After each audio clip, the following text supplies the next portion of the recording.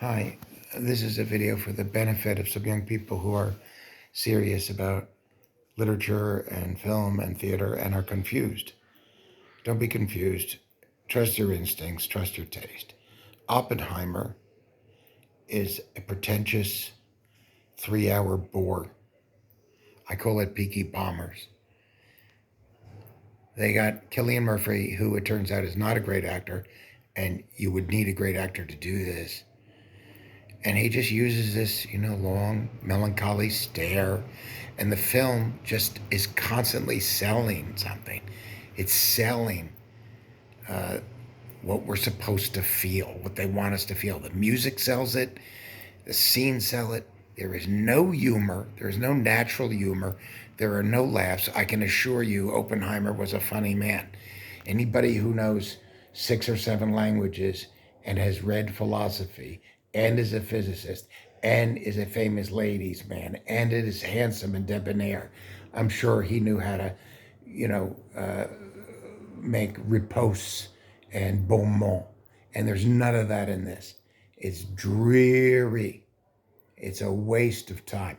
And I don't see where the tragedy is. It's presented as a tragedy. But what is the tragedy? That an excellent physicist, we don't know that he was a great physicist, but an excellent physicist was stripped of his national security credentials. Is that a tragedy? Yes? Now, the tragedy was that 2 nuclear bombs were dropped on Japan when so many of these physicists were working hard because they thought it was going to be used against Nazi Germany.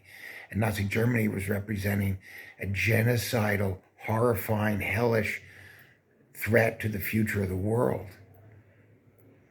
The war with Japan was a territorial struggle that was winding down.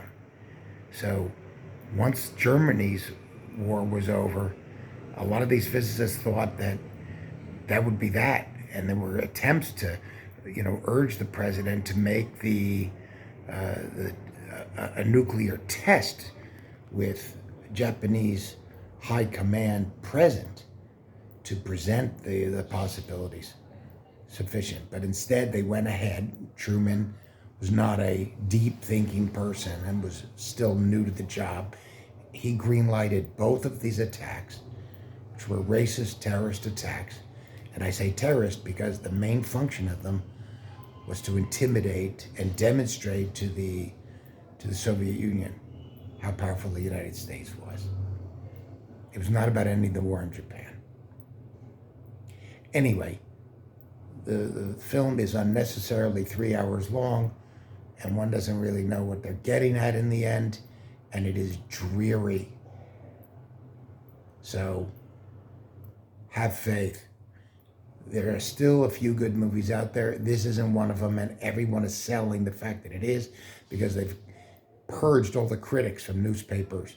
There are no civilized, intelligent, educated, severe critics anymore.